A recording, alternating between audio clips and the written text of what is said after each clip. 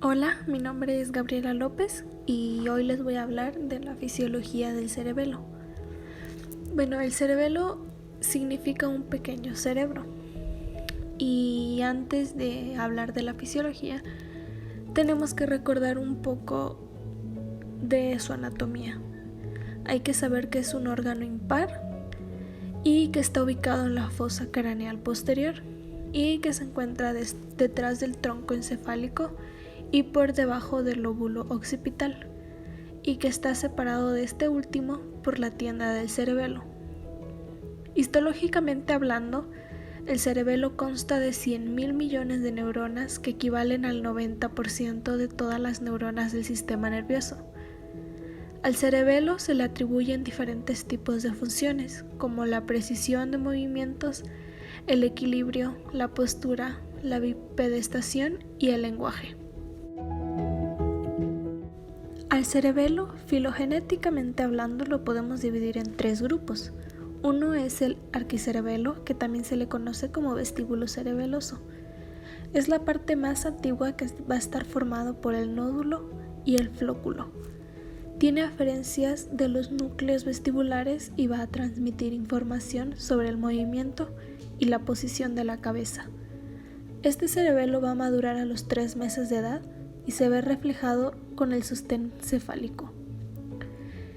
El segundo es el paleocerebelo o espinocerebelo y está formado por el vermis y el paravermis. Tiene aferencias de la médula y se encarga del control del tono y la postura. Y va a madurar a los 6 meses y se va a ver reflejado con el sostén del tronco. El tercero es el neocerebelo o cerebrocerebelo. Es la parte más moderna y esta está formada por hemisferios cerebelosos.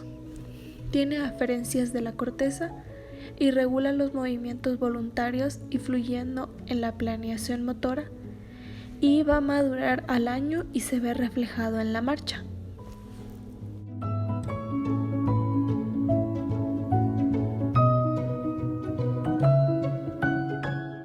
Este personaje, llamado Jean-Pierre Florence, estudió en el siglo XIX palomas con lección en el cerebelo y decía que la motivación, los sentidos y la percepción están preservados, pero la coordinación del movimiento se pierde. Años después, este otro personaje, Luigi Luciani, estudiando también animales con lesión en el cerebelo, atribuía 4 síntomas que tenían estos seres, que son la astenia, que era la debilidad muscular, la atonía, que es la disminución del tono muscular, la astasia, que es la incapacidad de mantenerse en una posición estable, y la ataxia, que es la incapacidad de hacer movimientos coordinados. El cerebelo nosotros lo podemos dividir en varias partes: la corteza cerebelosa, la sustancia blanca y los núcleos profundos. La corteza y los núcleos son parte de la sustancia gris del cerebelo. La corteza tiene un espesor de 1 milímetro y una superficie de 500 centímetros cúbicos.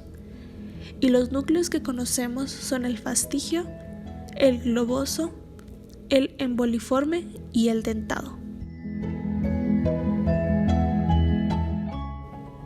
A la corteza cerebelosa nosotros la dividimos en 3 capas que son similares y cada uno recibe un nombre. La capa molecular o periforme es la más superficial. Después sigue la capa de células de Purkinje y la más profunda es la capa granular. La capa de células de Purkinje tiene células piramidales que reciben el nombre de células de Purkinje, que tiene prolongaciones que se envían hacia la capa molecular y tiene un axón que se dirige hacia los núcleos profundos del cerebelo. Esta célula es GABAérgica. En la célula molecular tenemos a las células estrelladas, que son células GABAérgicas también, que están en contacto con las prolongaciones de las células de Purkinje, y también tenemos a las células en cesto, que envían prolongaciones hacia las células de Purkinje. Estas células en cesto también son GABAérgicas. En la capa granular tenemos algunas células de pequeño tamaño que se llaman células en grano, que envían prolongaciones a la capa molecular y se ramifican en forma de T. Estas células en granos están en contacto con una prolongación de las fibras mucosas, que se llama roseta, que también es glutamaérgico. Al igual que las células en grano, la roseta está en contacto con una célula que se llama de Golgi, que es GABAérgica y que envía prolongaciones hacia la capa molecular o capa plexiforme. A su vez, las células de Purkinje están rodeadas por unas fibras que se llaman fibras trepadoras. Si nosotros amplificamos a las células en granos, a la roseta y a las células de Golgi, tenemos esta imagen que sería el glomérulo cerebeloso. El glomérulo cerebeloso es la unidad funcional del cerebro. Bien, ahora vamos a mencionar las aferencias. Dijimos que teníamos las fibras mugosas y las fibras trepadoras. Las fibras mugosas provienen de varios lugares, principalmente de la formación reticular de los núcleos vestibulares.